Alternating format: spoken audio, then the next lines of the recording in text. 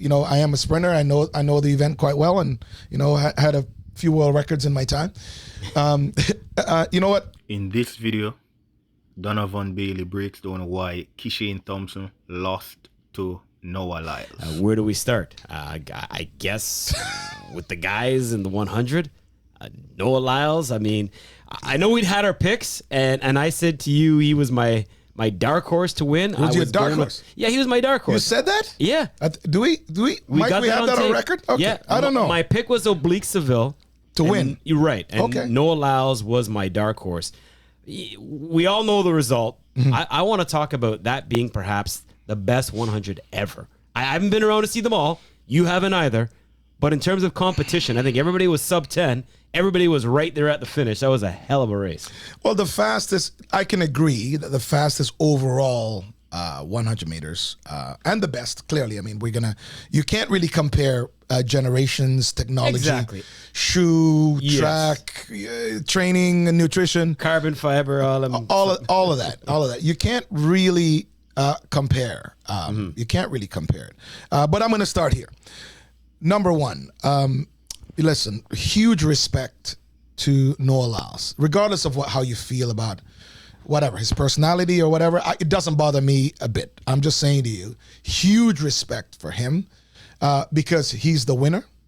Although if this were a high jump or if this were a pole vault, there would have been 2 gold medals handed out. Right? Would you have done that? Yeah, I think that's what they were trying to do because they were trying to decide whether or not to decipher whether 1/1000th of a second should separate the winner from second place. But you know what? It is timing. It's the torso. So it is what it is. At the end of the day, Right. Huge respect to Noah Lyles. Huge respect to him for manifesting it, for executing exactly how he said he was going to execute it, and for winning. I still, to this day, again, he's not the fastest guy in the field. However, he is the Olympic champion. So I just want to make sure there's huge respect given to him. Fair enough. You know what? Kishane Thompson, man, that's the guy I had winning. That's the guy I had winning. Right. But again, as I said on CBC, and I'm saying it here right now, Noah Lyles and Kishane Thompson, this is the difference between youth and experience. Kishane executed a fantastic race up to 70 meters. And then what he tried to do, he tried to run fast. If he'd ran the exact race that he ran in Jamaica at the trials, even in the semifinals and the quarter in Paris, it would have been his, and he would have ran a hell of a lot faster than he ran. I think that it would have probably been high 9.6, low 9.7s. But again, it's an experience. He's 22. He's got a lot of ways to go. But you know what? Fred Curley. I'm going to break down quickly because I am a sprinter. I know the event quite well, and had a few world records in my time.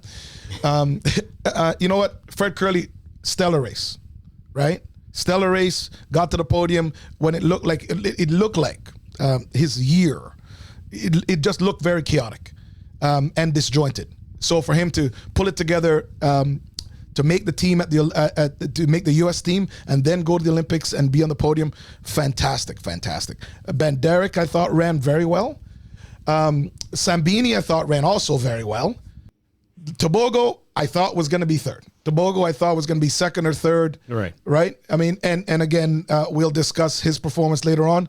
But in the 100 meters, he didn't execute the way that I thought he could.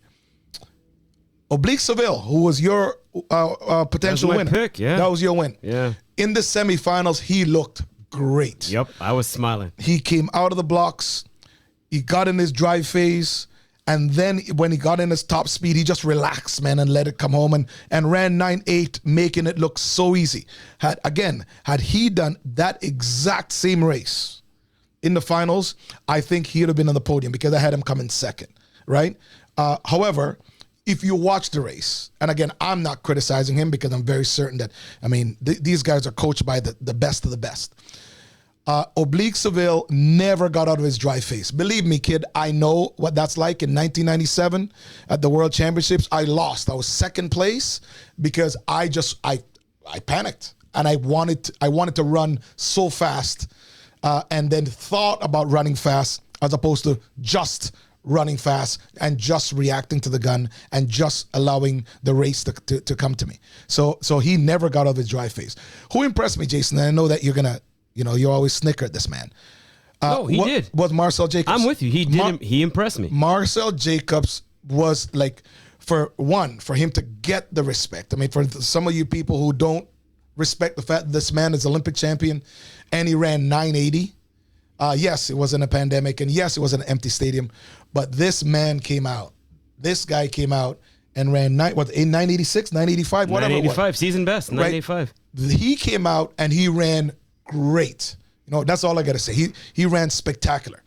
So at the end of the day, man, that's kind of like my take on the 100. I mean, I might have missed one or two guys, but you got them all. But yeah, I mean, spectacular race, Jason. I mean, I love what I saw. Clearly, there's a lot of young guys that's there. So what we're looking at, when we look at the race, what we're seeing is that the future of the 100